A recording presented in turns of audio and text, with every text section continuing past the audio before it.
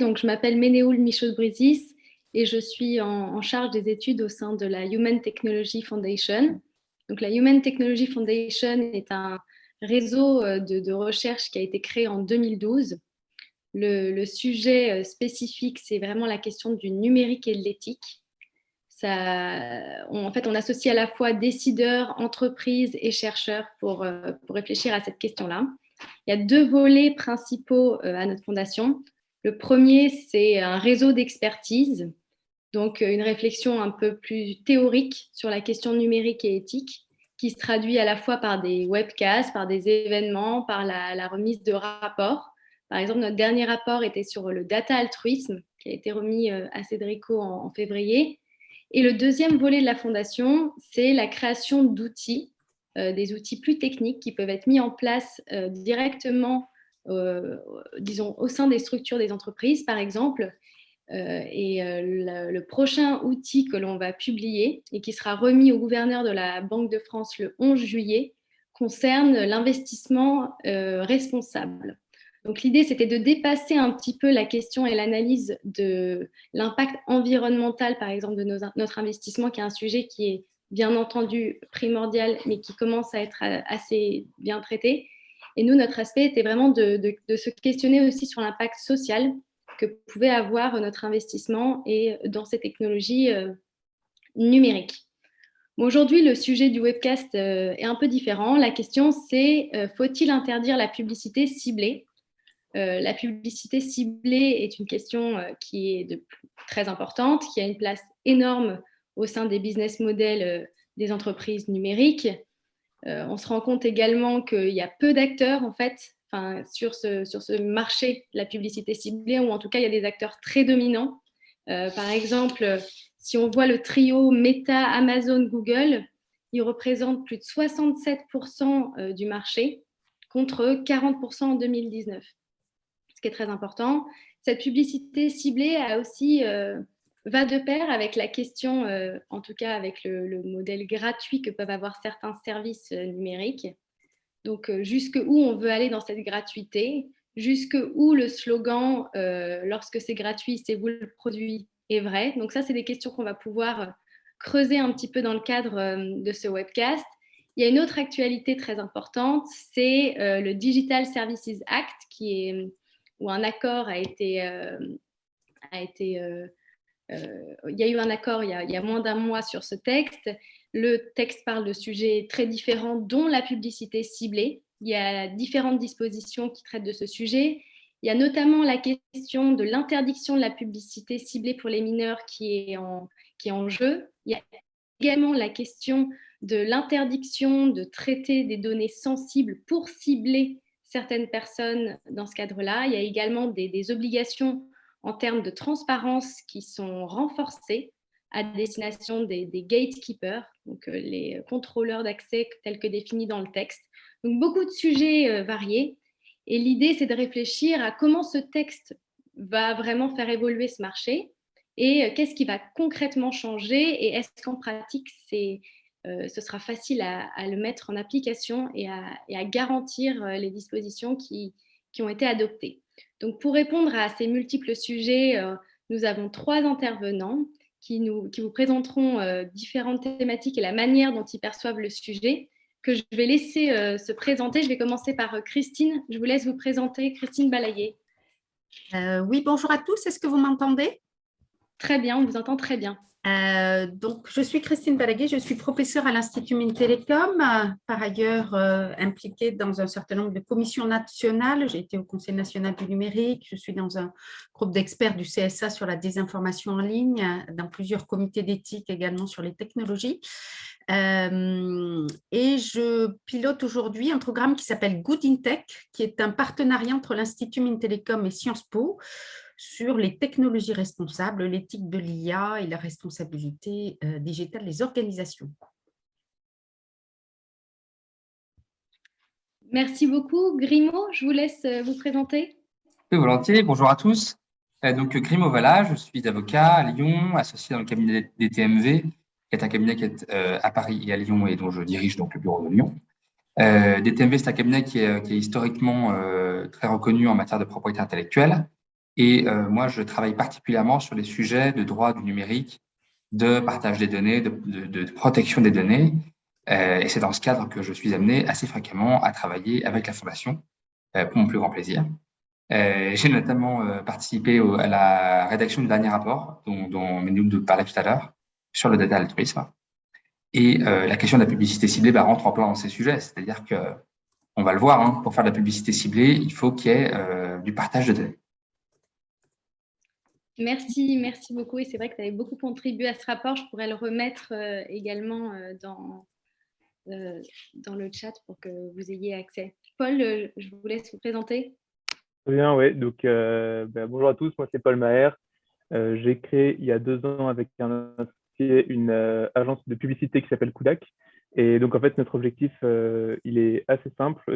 Notre but, c'est de permettre à nos clients de trouver à leur tour des clients. Et pour ça, en fait, on utilise énormément la publicité ciblée, principalement sur Facebook, donc Facebook et Instagram qui vont de pair. Et on travaille aussi sur d'autres plateformes comme Snapchat, Pinterest, TikTok. Et j'aurai l'opportunité d'apporter un petit peu le point de vue des utilisateurs de la publicité ciblée dans cette discussion. Et puis voilà, merci pour l'invitation. Merci beaucoup à tous. Et donc peut-être pour commencer dans le vif du sujet, vous, Paul, qui êtes expert, et c'est vraiment le cœur de votre business, comment est-ce que vous définiriez la publicité ciblée? Comment est-ce que la publicité ciblée est véritablement mise en œuvre pour Kudak? Parce qu'on sait qu'il y a beaucoup de types de publicité en ligne qui existent. La publicité ciblée est un type de publicité relativement spécifique. Voilà, peut-être nous présenter un petit peu de l'intérieur comment ça fonctionne. Ok, très bien. En fait, la manière dont... Déjà, il y a une chose qu'il faut prendre en compte, c'est que la publicité ciblée, même si de base, on n'a pas d'affinité particulière avec, on s'y retrouve très vite confronté. Et ça, vous le verrez bien si vous avez autour de vous des personnes qui lancent des entreprises diverses et variées et qui arrivent à un moment donné où ils ont besoin en fait, de trouver des clients. Aujourd'hui, c'est un des moyens privilégiés pour trouver des clients, c'est très largement la publicité ciblée. Donc, comme vous le disiez avant, Menehould, c'est vraiment quelque chose d'assez incontournable. Et donc, généralement, quand on a envie de trouver de nouveaux clients, on va se tourner vers les grandes plateformes, donc Google, Facebook, etc., etc. Et en fait, ce qui arrive très fréquemment, c'est que ces plateformes qui demandent un petit niveau de technique, donc généralement, on va passer par des gens qui sont plus spécialisés dans ce domaine-là. Et donc, nous, c'est à ce moment-là qu'on intervient. Donc, on a un rôle à la fois de technique pure et à la fois un rôle de conseil auprès des entreprises qui veulent acquérir des clients via la publicité ciblée. D'ailleurs, dans le jargon, on va dire, des annonceurs, on parle plus d'acquisition, plus de publicité. On dit qu'on fait de l'acquisition parce que le but, c'est d'acquérir des clients. Après, on peut aussi faire de la publicité pour d'autres objectifs.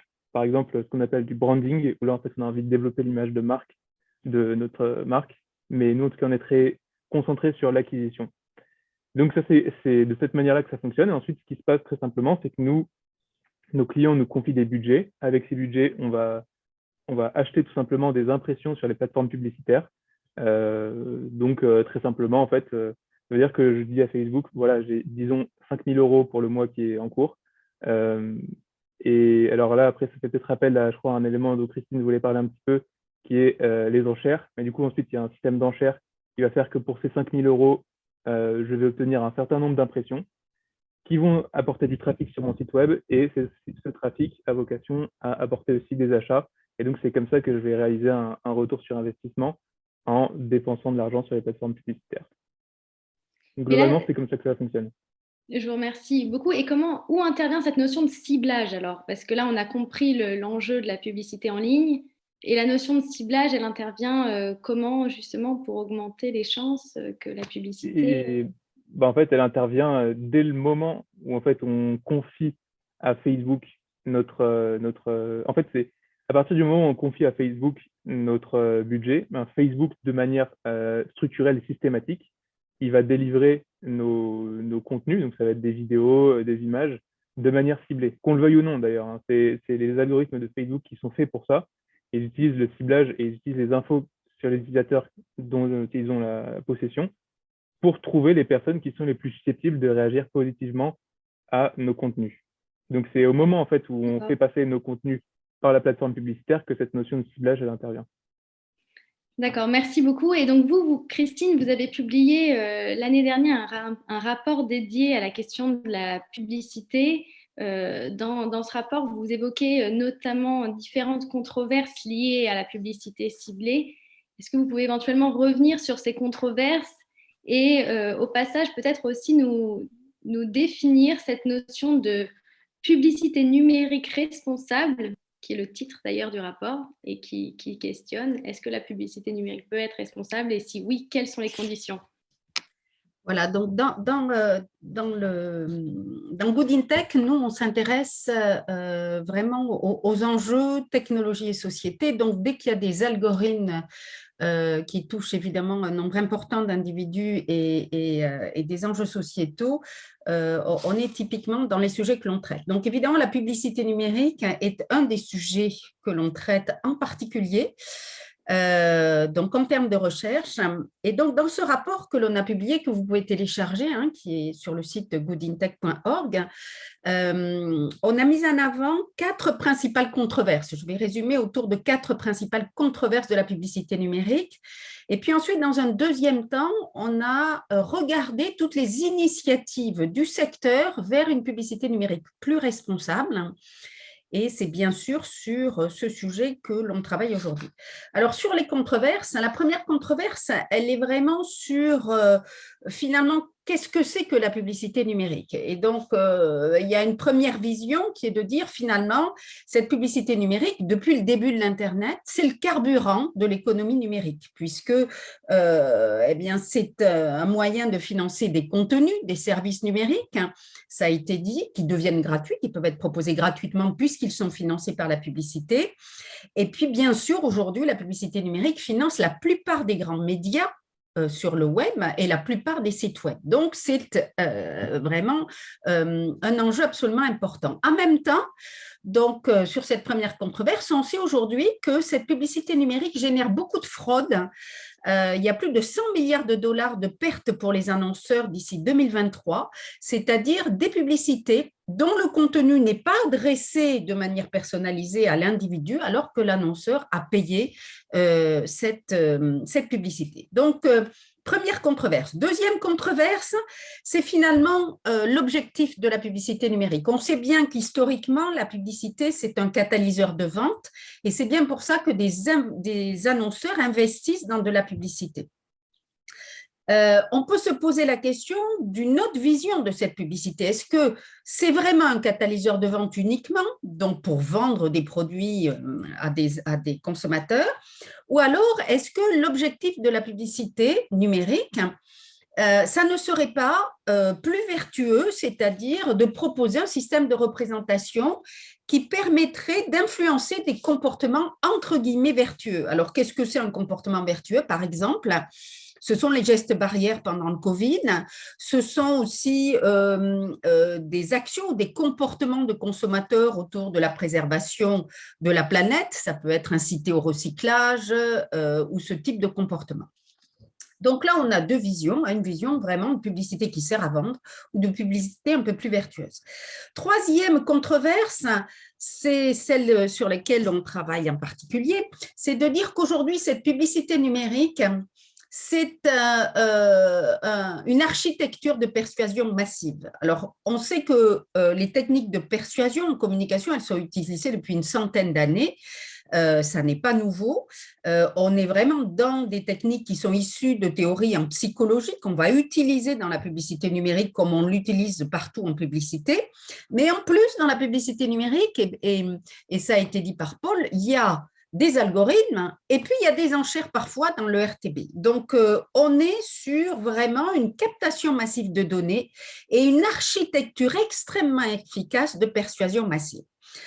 Donc, est-ce que c'est ça? Ça, c'est la troisième controverse. Ou finalement, un traçage, oui, de capture de données, mais un traçage assez inoffensif parce que les données seraient non sensibles et anonymisées. C'est-à-dire, est-ce que, par exemple, là, savoir que j'ai acheté 4 paires de chaussures le mois dernier est une information qui, effectivement, me pose problème. Donc, on a cette double vision, hein, d'une vision que nous, on défend, qui est une architecture de persuasion massive, ou alors un secteur qui dit, mais finalement, on utilise des données anonymisées qui sont peu sensibles. Et enfin, on a un quatrième sujet majeur, qui est le rôle démocratique de la publicité numérique, avec évidemment le lien entre ce modèle publicitaire numérique et la désinformation. On sait aujourd'hui que via des systèmes comme le RTB, le Real-Time Bidding, de la publicité programmatique, on a des sites de désinformation qui sont financés par de la publicité numérique et voire par des marques qui ne savent même pas qu'elles se retrouvent affichées sur des sites de désinformation. Et donc, on est vraiment dans cette double vision de la publicité. Hein. Est-ce qu'on est dans une vision vraiment de publicité qui sert à vendre ou est-ce qu'on est vraiment dans une publicité donc, qui défendrait des marques quelque part, hein, qui serait au profit de marques, ou au contraire, une publicité dangereuse pour les marques, et on voit apparaître un concept qui s'appelle la brand safety, parce que les marques se trouvent associées à de la désinformation. Alors, dans le rapport, du coup, on s'est posé la question de qu'est-ce que c'est qu'une publicité numérique responsable. Alors, rapidement, parce que j'ai été un peu longue sur ces controverses, mais c'est important d'avoir en tête qu'est-ce que le secteur lui-même dit d'une publicité numérique responsable. Donc, ça, c'est suite à des interviews qu'on a fait auprès des acteurs. Et donc, on a 6 principales caractéristiques d'une publicité numérique responsable. La première, c'est qu'elle est légale, elle respecte la loi. On sait qu'il y a parfois des écarts, donc c'est le respect du RGPD et le respect de tout un cadre légal qui existe en particulier en France autour de ce sujet. Deuxième caractéristique, c'est une publicité numérique socialement responsable. C'est-à-dire qu'il faut que l'impact social soit positif avec une responsabilité sociale du message. Troisième sujet, c'est une publicité responsable vis-à-vis de l'environnement. On sait que, par exemple, la publicité numérique est très consommatrice, en particulier les vidéos d'énergie, et donc il y a un impact environnement majeur, sous-évalué, donc il faut travailler ce sujet.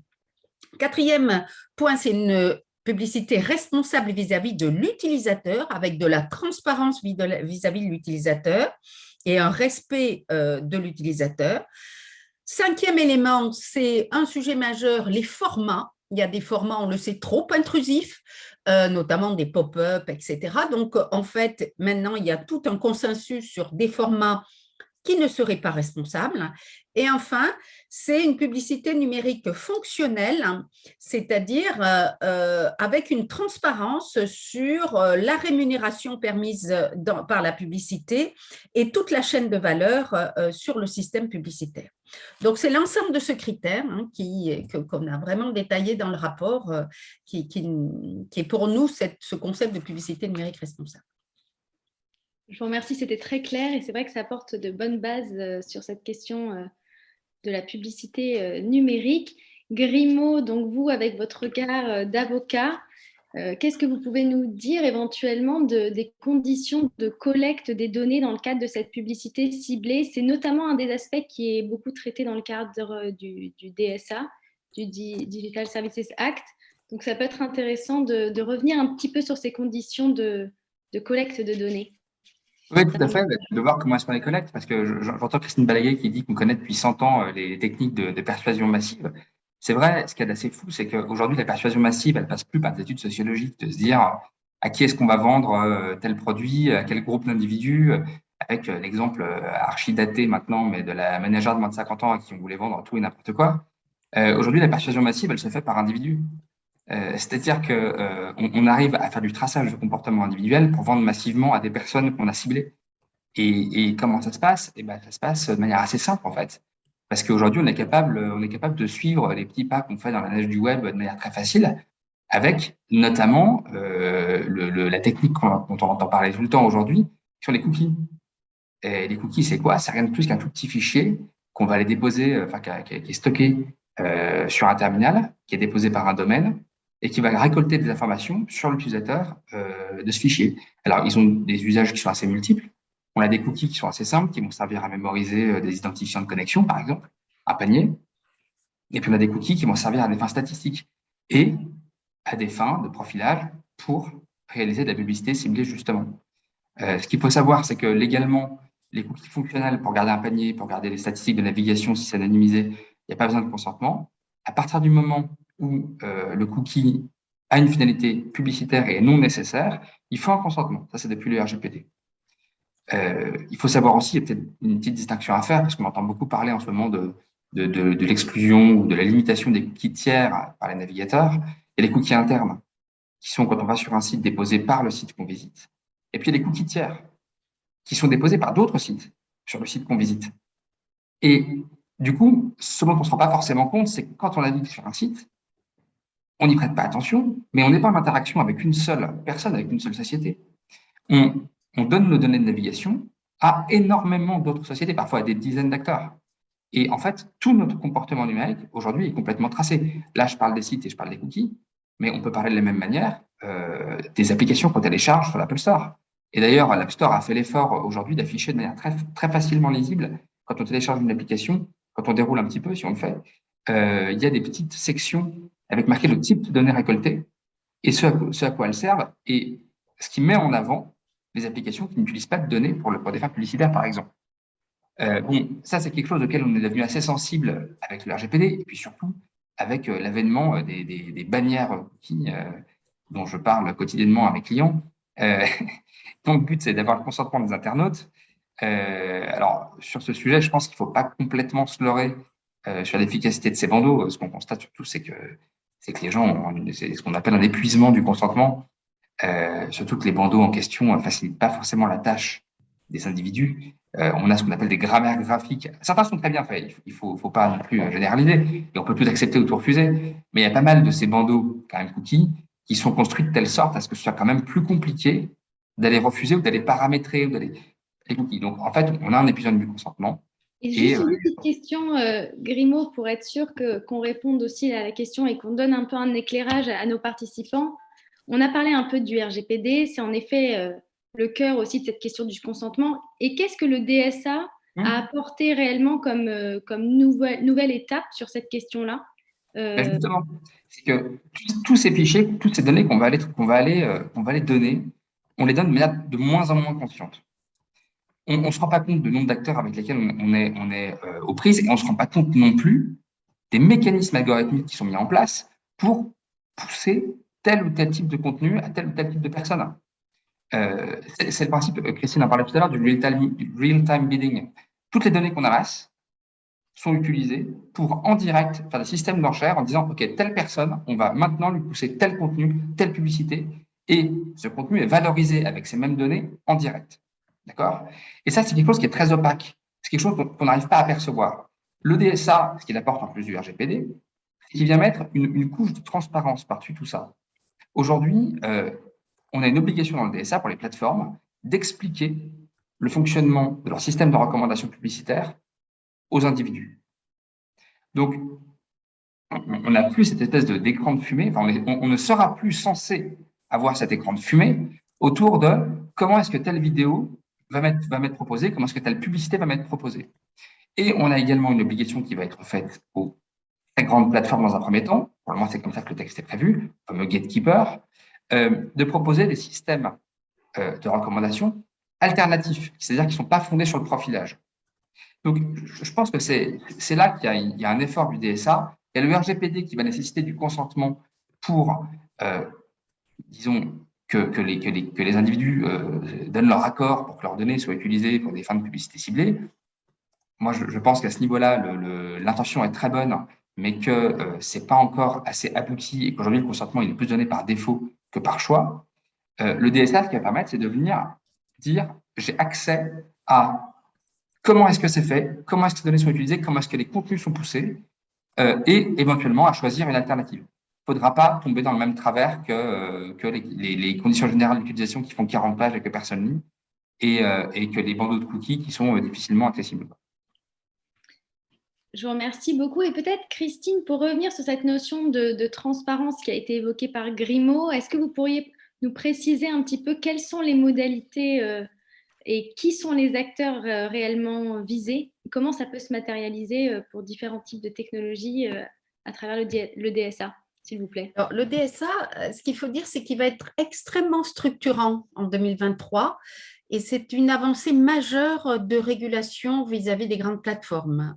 Donc, on entend dans le DSA les grandes plateformes, vraiment des grandes plateformes, puisque ce sont des plateformes qui ont plus de 45 millions d'utilisateurs. Donc, évidemment, on aura Meta, on aura YouTube, on aura Twitter, on aura, enfin, dans Meta, Instagram. Donc, ce type de plateforme, particulièrement de réseaux sociaux. Donc, l'objectif du DSA, c'est vraiment au départ de réguler la modération des contenus et de lutter contre la désinformation en ligne. Et donc, il y a une obligation dans le DSA qui est vraiment particulièrement intéressante, qui est cette notion de transparence des plateformes qui va se jouer autour de plusieurs critères. Le premier, ça a été dit, c'est la transparence vis-à-vis des utilisateurs. Alors, la transparence des utilisateurs, c'est quand même pas simple. On sait bien les textes de loi, mais c'est quand même pas simple. C'est-à-dire comment ces grandes plateformes vont expliquer aux utilisateurs la manière dont les algorithmes fonctionnent, en particulier les algorithmes de modération. C'est-à-dire, si je reçois une publicité dans le cadre de la publicité ciblée, eh bien, il va falloir m'expliquer pourquoi je reçois cette publicité ciblée. Donc, probablement quelles données ont été utilisées, mais quels sont aussi les critères et les paramètres qui expliquent cette réception. Donc, la transparence des algorithmes va être un enjeu majeur, mais on sait bien que c'est un sujet qui n'est pas simple du tout. Il va y avoir des informations aussi auprès des utilisateurs, notamment les plateformes devront envoyer des notifications systématiques aux utilisateurs lorsque un contenu sera considéré comme illicite ou en réflexion sur le côté illicite de ce contenu.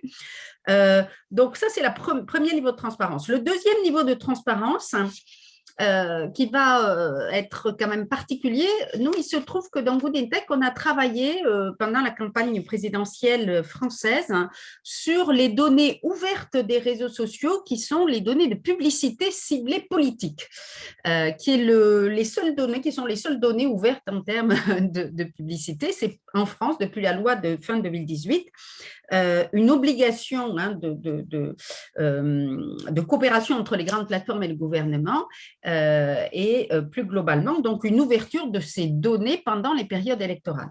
Et ce qu'on a constaté, c'est que les plateformes peuvent dire « Ah ben nous, on a effectivement rempli cette transparence puisqu'on donne des données, il suffit d'aller les chercher via des API, on récupère les données et donc on fournit ces données.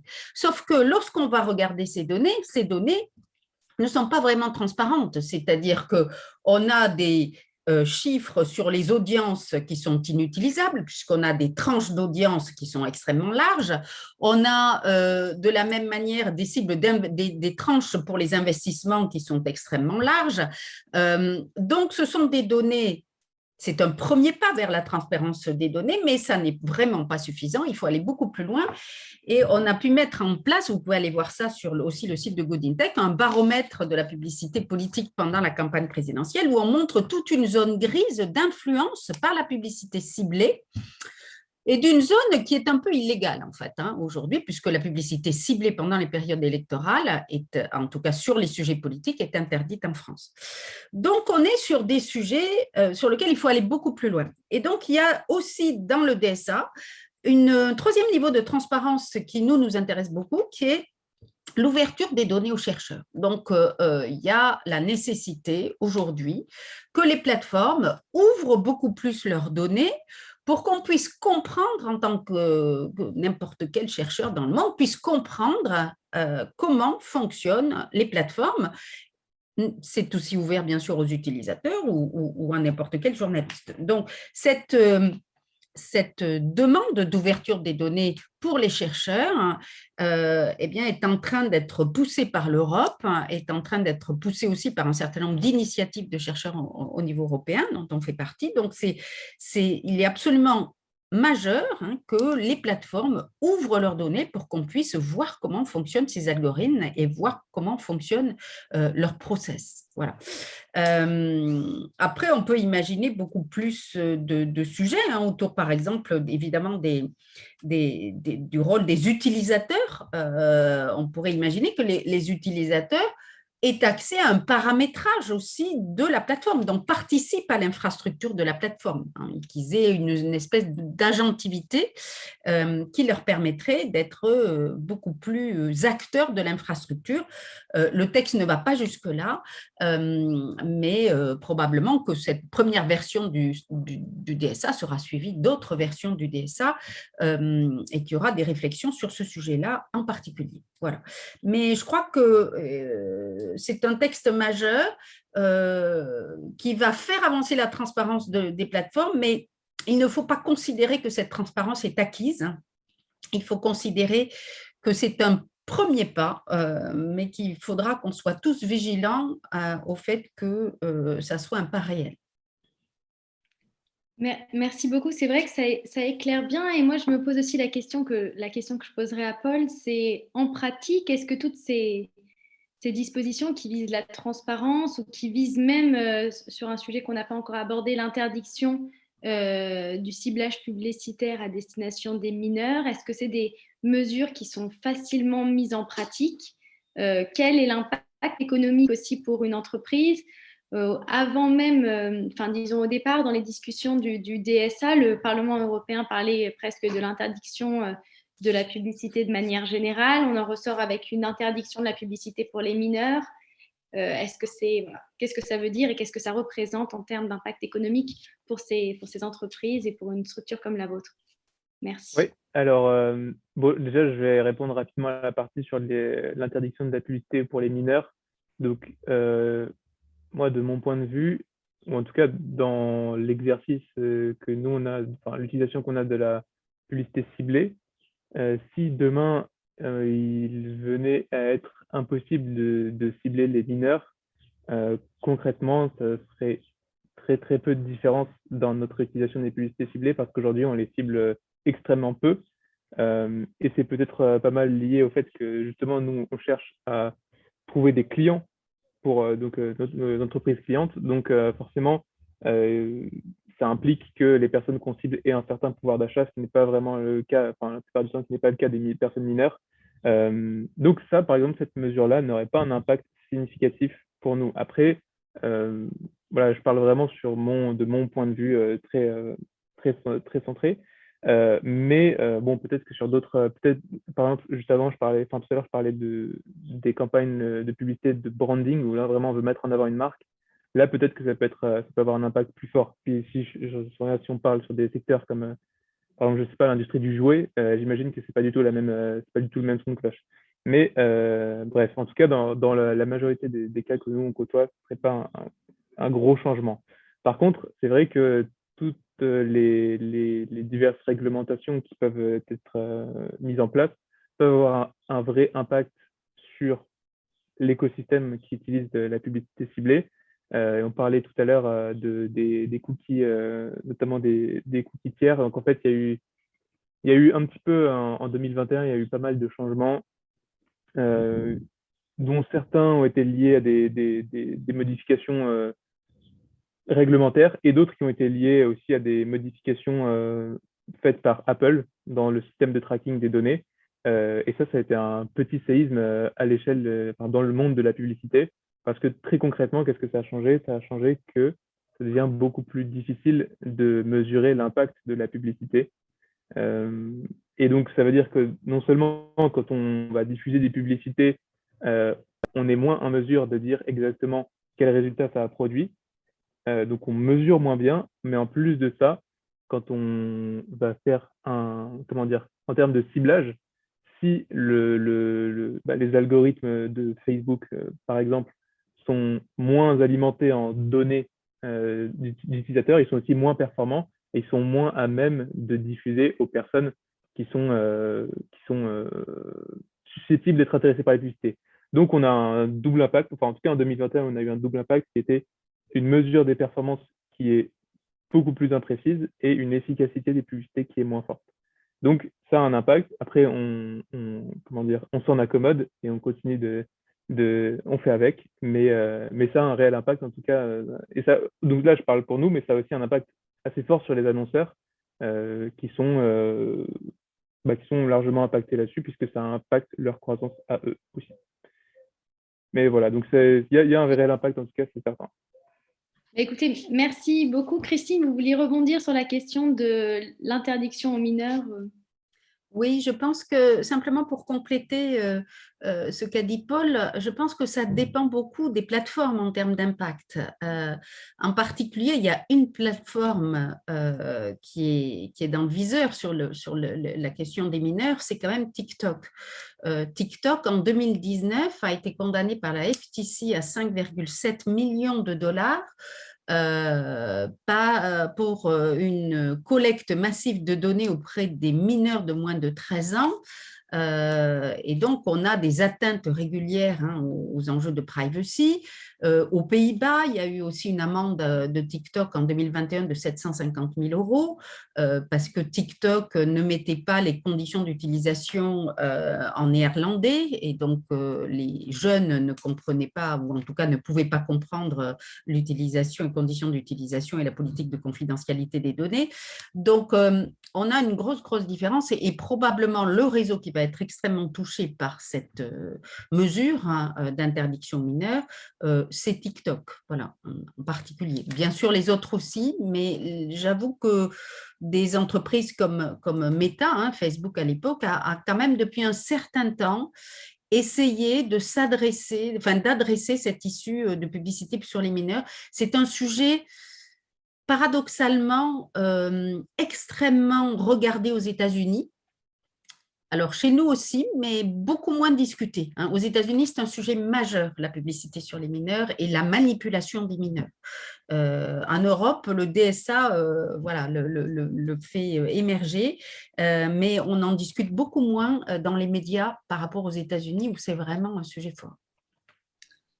Merci beaucoup. Et c'est vrai que si on revient sur cette question d'influence et en fait de nuire de manière un petit peu subliminale à quelqu'un, donc c'est très flagrant sur le public des mineurs parce qu'on comprend la fragilité de ce public, mais c'est aussi vrai sur d'autres types de publics.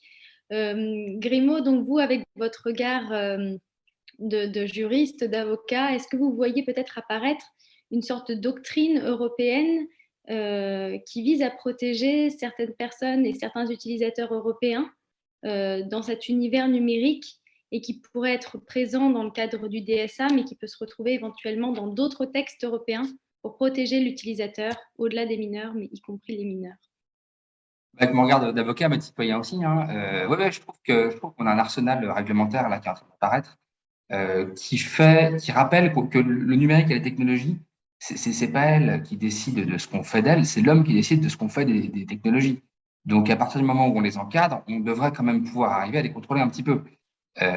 Et si on prend là les dernières réglementations qui sont en train d'être promises par la Commission européenne, on a, je trouve, un arsenal qui vise à essayer d'amoindrir l'impact négatif des technologies de manière générale et plutôt d'essayer de trouver dans tout ça ce qu'on peut faire de bien avec. Alors, ça passe par du positif et du négatif, c'est-à-dire ça passe par des contraintes et ça passe par des facteurs de libération. On a le Data Governance Act qui cherche, et ça pourrait être paradoxal, mais à libérer un petit peu la circulation des données en l'encadrant, mais en la libérant, avec notamment l'altruisme des données dont on a beaucoup parlé ces derniers mois. Maintenant, il faut que les gens arrivent à partager leurs données en ayant confiance dans ce partage pour atteindre des buts d'intérêt général. Donc, je veux dire, c'est quand même un vrai changement, il y a un vrai shift dans la prise en compte de tout ça. Et puis, sur la publicité, on a un effet qui est pas négligeable, qui est le fait que la publicité a changé de visage. On n'a plus la coupure pub en plein milieu du JT ou du film à 20h50, où on se dit, OK, c'est le moment publicitaire, c'est pas ce que j'ai choisi, mais c'est comme ça, si je veux continuer de regarder, je regarde ça. Aujourd'hui, c'est beaucoup plus subliminal. On a le contenu d'influence qui est réalisé par des gens auxquels on est abonné. On a du contenu qui s'inscrit dans les réseaux de manière comme du contenu éditorial, qui remonte dans les flux de données. Et ça pose un vrai problème parce que quand on a un public qui est moyennement attentif et qui voit apparaître, pousser dans son fil du contenu d'un influenceur qu'il a choisi, dont il est fan en fait, qu'il a choisi de suivre, et que le fait que ce soit un contenu publicitaire, même si c'est censé être identifié, est mal identifié, on a une petite ligne partenariat sponsorisé, etc., partenariat rémunéré, bon, ça veut tout et rien dire. On a un vrai changement dans l'appréhension de tout ça. Et le DSA demande plus de transparence sur les algorithmes, sur la façon dont la publicité est poussée, la façon dont on est ciblé. Et moi, je pense aussi à un autre projet qui est l'IA Act, l'acte sur l'intelligence artificielle, qui proscrit certaines utilisations de l'IA. Et notamment, quand l'IA peut avoir une influence subliminale, c'est-à-dire sous le niveau de conscience des individus, et que cette influence l'influence sur leur comportement, peut potentiellement avoir un préjudice pour eux. Moi, je pense que cette publicité ciblée dans sa manière la plus subliminale d'agir va rentrer sous le coup de cette interdiction. Parce que aujourd'hui, quand on a dans un flux de vidéos, de contenus poussés, des contenus qui sont publicitaires, qu'on n'identifie pas forcément comme étant publicitaires, déjà c'est subliminal, donc on rentre là-dedans. Et puis ensuite, sur la question du préjudice, c'est assez facile. Alors, il y a la CEPD, la Commission européenne, je vais louper les initiales, c'est pas grave. La Commission européenne, bon bref, la CEPD, j'ai perdu ce mot-là, qui a bien indiqué que le fait d'enfermer les utilisateurs dans une catégorie de choix, ça restreignait leur liberté de choisir des produits et d'acheter des produits. Déjà, ça, pour moi, c'est un préjudice. Donc, si on associe une publicité qui est un petit peu subliminale, voire très subliminale, avec ce type de préjudice, pour moi, on rentre dans les interdictions d'utilisation de l'IA.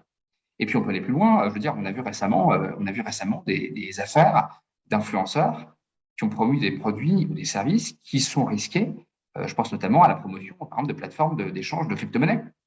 Donc, pour répondre à la question, je trouve qu'au niveau européen, on a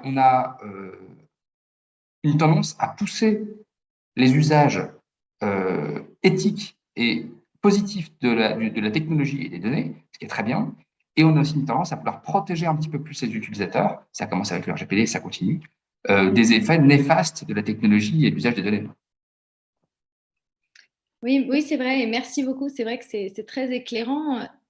Après, dans les discussions qu'on a eues jusqu'à présent, c'est vrai qu'on voit différents acteurs se dessiner comme centrales. Donc, il y a la question des plateformes, il y a la question des utilisateurs. Mais quels sont les autres acteurs qui sont touchés également par ce secteur? Paul, est-ce que vous pouvez revenir peut-être un peu sur l'ensemble des acteurs qui peuvent être touchés par ce type de réglementation ou même par la mise en place de cette publicité? Oui, bien sûr. Alors, si on essaie de voir les acteurs qui sont touchés naturellement, en premier lieu les plateformes.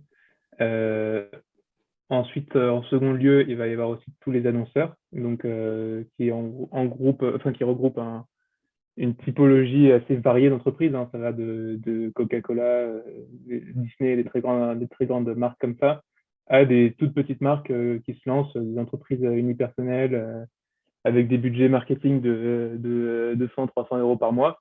Donc, il y a une très grande diversité entre les deux. Il y a beaucoup de TI et beaucoup de PME aussi. Et après, en dehors de cette typologie-là, il y a aussi tout un ensemble tout un écosystème en fait qui se développe autour de la publicité, de la publicité de la publicité ciblée. Donc, par exemple, des agences comme nous, c'est un exemple, mais il y a aussi il y a tout un écosystème aussi de freelance qui opèrent qui opèrent les différentes plateformes pour le compte des annonceurs. Donc ça, c'est encore d'autres parties prenantes qui peuvent être affectées dans ces mécanismes-là. Et après, bon, alors, il n'y a pas forcément d'échange économique direct, mais il y a aussi des utilisateurs qui sont des parties prenantes très importants. Et ça, il faut comment dire, ça reste quelque chose qui est très important et je tiens à le souligner parce qu'en fait, nous, quand parce que par exemple chez Kodak, on s'occupe aussi de produire des publicités et on a souvent justement, on met un point d'honneur à mettre en avant des contenus qui vont être appréciés par les utilisateurs finaux pour une raison très simple qui est qu'en fait, si nos contenus ne sont pas appréciés par les systèmes d'enchères et autres, on sait que ça aboutira à des performances publicitaires qui seront très mauvaises. Mais en tout cas, voilà, il faut savoir aussi que les plateformes sont designées, pensées, réfléchies pour que les contenus plaisent un maximum à leurs utilisateurs et parce que justement, les plateformes ont tout intérêt à avoir un maximum d'utilisateurs actifs. Donc voilà, c'est aussi tout cet écosystème que j'ai décrit avant, il est aussi très tourné vers les utilisateurs finaux des plateformes et faire en sorte qu'ils apprécient le contenu. Bon, après, c'est pas parce qu'ils apprécient le contenu que tout va forcément dans leur intérêt et que c'est le mieux pour eux. Mais en tout cas, il y a aussi, c'est important de prendre en compte aussi ces utilisateurs-là. Donc voilà un peu pour la carte, en tout cas pour les parties prenantes que moi je j'identifie assez clairement. Très clair, et on voit qu'il y en a beaucoup. Et là, je vais vous poser peut-être une petite question d'ouverture, puisque je vois qu'il ne reste pas énormément de temps. Aujourd'hui, on est encore à l'ère des réseaux sociaux. Il y a différents types de projets, de futurs d'Internet qui sont en train de se dessiner ou qui restent au stade de projet. Rien n'est encore très concret, mais c'est pour ça que c'est aussi intéressant de se poser les questions maintenant pour être armé au moment où tout se concrétisera. Dans des projets tels que le métavers, on peut imaginer que la publicité prendra une place importante.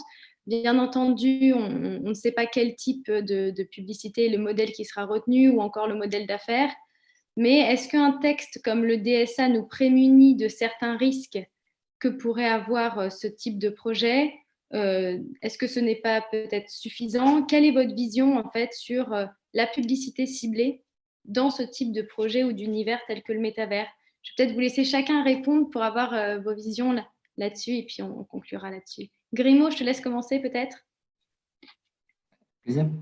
Je pense que le DSA est loin de traiter des questions qui pourront se poser éventuellement dans le métavers s'il existe un jour. Et en plus de ça, il faut quand même se poser la question de savoir de quel type de métavers on parle et à quel point ce sera interopérant et quel sera le rôle de chacun dans ces univers-là. Moi, la question que je me pose, c'est la question de la permanence et de l'unité de l'univers dans lequel on évolue. C'est ça qui me pose toujours un problème. Je veux dire, aujourd'hui, si on va au bout du bout de ce qu'imaginent aujourd'hui ceux qui veulent faire des métavers, Meta par exemple, c'est des univers virtuels dans lesquels on a un avatar qui est dupliqué, qui est une sorte d'extension de notre personnalité et qui va réussir à aller d'univers en univers et de service en service et de produit en produit dans le métavers. Et j'ai du mal à imaginer qu'une société comme Meta s'imagine créer un univers virtuel qui serait dépourvu de toute publicité.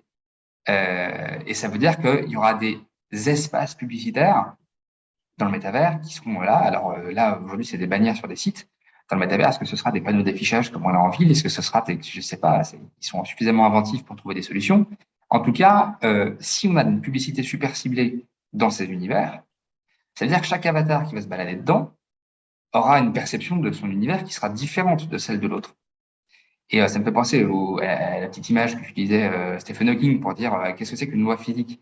Prenez une balle, vous l'achetez dans une pièce, vous allez arriver à calculer une loi physique pour prévoir la trajectoire de la balle. Bon, ben, vous prenez la même balle, vous la regardez, mais depuis l'intérieur d'un bocal de poisson, vous ne pourrez pas appliquer cette loi physique parce qu'il y a un biais de perception. Et dans nos univers, dans nos vies à tous, le biais de perception, bah, c'est un peu entre autres la publicité. En tout cas, c'est notre univers, c'est ce qu'on voit tous les jours, c'est ce qu'on partage en fait. Et je pense que si on crée des univers ultra monétisés, full publicité et en plus totalement ciblés, c'est-à-dire qu'on aura finalement chacun son propre univers et que malgré ça, on va rentrer en interaction. Alors, je pense, c'est hyper prospectif et je pense que le DSA est à milieu de tout ça. Mais à mon avis, si on se dirige vraiment vers ces créations d'univers transnationaux, sans aucune frontière, interopérants, persistants, il faudra à un moment donné qu'on arrive à se poser des questions, de se dire au niveau global, est-ce qu'on n'institue pas des règles de base pour régir le comportement des personnes là-dedans? Et je vois là-dessus, ça n'a plus rien à voir avec le sujet, mais on voit bien qu'aujourd'hui, il y a déjà des gens qui portent plainte pour agression sexuelle dans le métavers. Donc, on a bien des transpositions des comportements du monde réel dans le monde virtuel. Mais je suis du sujet. Oui, merci beaucoup, ça donne des pistes. Christine, est-ce que vous voulez réagir? Oui, alors, bon, moi, le métaverse, il y a plusieurs métaverses. À l'Institut Mintélécom, on travaille beaucoup sur le métaverse dans le cadre de l'industrie 4.0. Là, c'est effectivement un vrai métaverse, c'est-à-dire c'est de la réalité augmentée qui permet de faire des tâches dangereuses, qui permet de bâtir des immeubles et d'en faire des jumeaux numériques. Voilà, il y a tout un tas d'applications très intéressantes du métaverse dans des univers industriels qu'on oublie, c'est-à-dire on met toujours le métaverse des grandes plateformes, mais ces métaverses-là sont particulièrement intéressants et vont probablement modifier un certain nombre de métiers. Si j'en reviens à Meta et donc cette idée de métaverse, pour avoir un peu échangé aussi avec la plateforme. Je crois que même Facebook, ou en tout cas Meta, ne sait pas comment ils vont commercialiser de la publicité encore sur la plateforme. Et donc, je ne me tenterai pas trop à faire je dirais, de la prospective. Simplement, qu'est-ce que je peux dire? Je peux dire que si on est dans des univers virtuels de ce type, ce n'est pas très nouveau, hein. Moi, je me souviens d'une plateforme qui s'appelait Second Life. Je ne sais pas si vous vous en souvenez, vous êtes beaucoup plus jeune. Mais Second Life, c'était un univers virtuel, un peu un métaverse, hein, dans lequel, effectivement, il y avait de la publicité, dans lequel les marques se sont mises à recruter, dans lequel des entreprises ont fait des lancements de produits avec des événements et donc avec, évidemment, des ventes aussi et des mises en avant de produits, dans lesquels des gens ont acheté des terrains. Il y a une Chinoise qui est devenue millionnaire réellement de la monnaie échangée dans Second Life. J'ai un collègue à l'INSEAD qui faisait des cours sur Second Life. Donc, voilà, ces univers, ce n'est pas quand même totalement nouveau.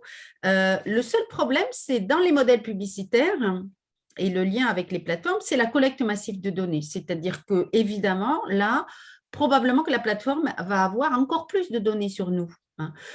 Sur le métaverse, qu'est-ce qu'on va pouvoir faire? On va pouvoir éliminer la personne qui est en face si elle ne nous plaît pas, ou en 2 secondes aller à New York parce qu'on a envie de se retrouver à New York. Donc, en fait, on va avoir, en termes de données sur nous, toutes nos turpitudes, tous nos désirs, tout notre, je dirais, c'est très freudien, hein, mais donc c'est cette collecte qui est dangereuse. C'est-à-dire, dans cette collecte de données des plateformes, qu'on sait de plus en plus intrusive, hein, il ne faut pas oublier qu'on a déjà des assistants virtuels à domicile. On ne se pose pas la question, mais la publicité sur ces assistants virtuels est déjà quand même très problématique. Et donc, voilà, on va vers de plus en plus de collecte de données, donc les enjeux de privacy vont être absolument majeurs. Donc, par rapport à tout ça, je pense que le DSA est quand même un pas, puisque ce sont des données de plateforme, et donc évidemment, ça sera encadré, il faudra être transparent, la transparence, elle est majeure, il va falloir que les plateformes expliquent comment ça marche, un métaverse, expliquent quelles données vont être utilisées, ça va être très compliqué pour elles d'expliquer dans le cadre du métaverse, donc c'est plus, je dirais, un frein pour les plateformes. Et puis, il y a un sujet dont on n'a pas parlé jusqu'à présent, qui me semble absolument majeur par rapport à tous ces nouveaux univers sur lesquels on fantasme, hein, plutôt que quand même avoir des univers qui sont des univers réels, c'est la question de l'éducation des gens. Je pense que par rapport à ces questions publicitaires, par rapport à, on le voit sur l'intelligence artificielle aujourd'hui, eh bien, la maturité de la connaissance de ces sujets croît et il est très important que des fondations comme la vôtre, que nous, dans le cadre de Good in Tech, que tous les gens qui travaillent sur technologie et société, eh bien, s'occupent aussi d'organiser des événements grand public, des événements qui permettent de traiter ces sujets avec les citoyens, de manière à informer, non pas entre experts, mais informer aussi les citoyens et comment dire, essayer de dédramatiser la technologie. Hein. Nous, on va regarder sous le capot, on regarde comment ça marche. On dit même l'IA, c'est pas si compliqué que ça. On peut en regarder le phénomène, essayer de l'expliquer, etc. Donc, il faut dédramatiser tout ça et éduquer les gens pour qu'ils aient un œil critique, qu'ils refusent, s'ils n'ont pas envie d'avoir de publicité, qu'ils refusent des publicités et que l'information soit transparente entre vraiment des annonceurs, des plateformes et l'utilisateur final. Et donc, ça demande une montée en compétence des citoyens et en même temps une beaucoup plus grande transparence des plateformes, que ce soit dans le métaverse ou que ce soit avec le DSA actuel. Merci beaucoup pour ces précisions. Et vous, Paul, est-ce que, par exemple, changer de modèle ou comment vous pourriez avoir un nouveau modèle de publicité dans ce type d'univers, c'est une question qui a déjà été traitée au sein de Kudak ou pas du tout? Alors, changer de modèle, oui.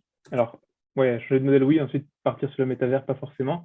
Mais oui, tout à fait. Bah, notamment, comme je disais,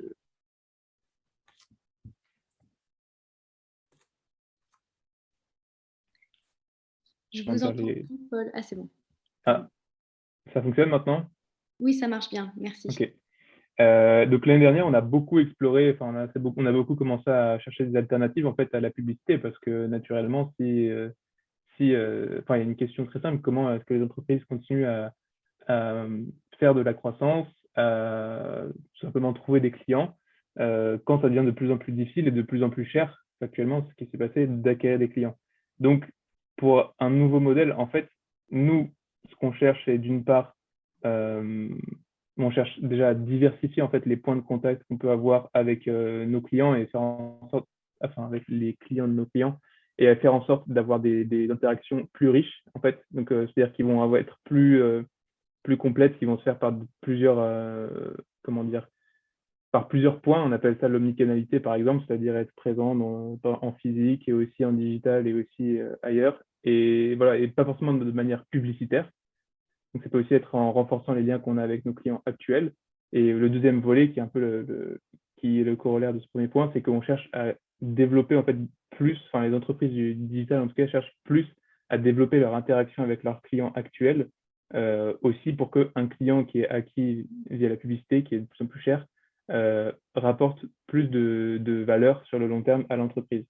Donc, c'est plus dans ces directions-là que les business, on va dire, de la publicité évoluent, plutôt que d'aller chercher encore ailleurs, peut-être sur le métavers ou ailleurs, l'attention des gens. Parce que de fait, l'attention des gens, elle est déjà focalisée aujourd'hui très largement sur les réseaux sociaux.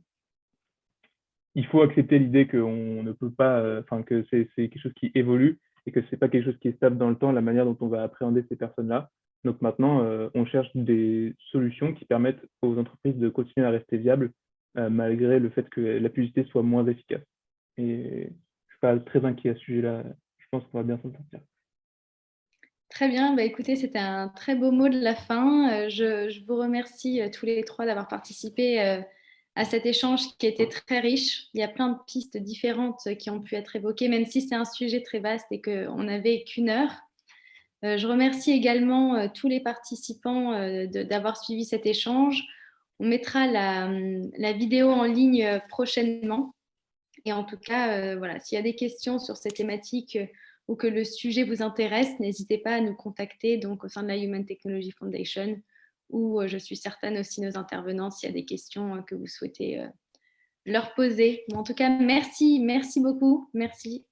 Merci à tous. Merci beaucoup. Au Et revoir. bonne soirée à tout le monde. Au revoir. Bonne soirée. Au revoir.